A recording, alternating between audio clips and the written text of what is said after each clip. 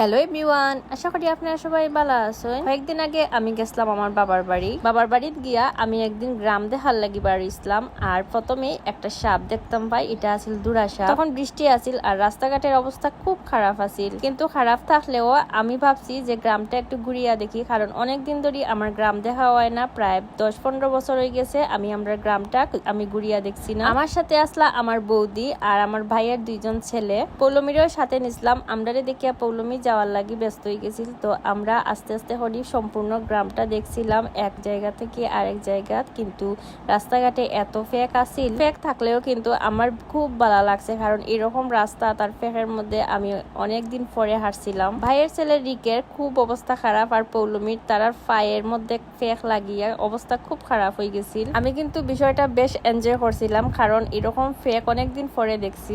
অনেক আগে এখানে কোনো ঘর বাড়ি আছিল না, শুধু জমিন আছিল, আর এত বছর পরে আইয়া দেখি জমিনের মধ্যে ঘর বাড়ি হয়ে গেছে। আমরা অনেকক্ষণ ঘুরিয়া তারপরে আইলাম মেইন রোডও আইয়া দেখি একটা গরুরে টানিয়া লইয়া যায়। তখন আছিল কুরবানির ঈদের আগে, আর এটা কুরবানির লাগি নেওয়ার বাজারের মধ্যে বিক্রি করার লাগে। যাই হোক, গ্রামটা ঘুরিয়া আমার খুব ভালো লাগলো, কিন্তু অনেক ঘর বাড়ি হয়েছে, এর লাগি রাস্তাঘাট কিছু চিনছিলাম না আমি। দিন দিন সব জায়গার উন্নত আর খুব পরিবর্তন আগে এত ঘর বাড়ি আসিল না, এখন সব জায়গাতেই ঘর বাড়ি হয়েছে।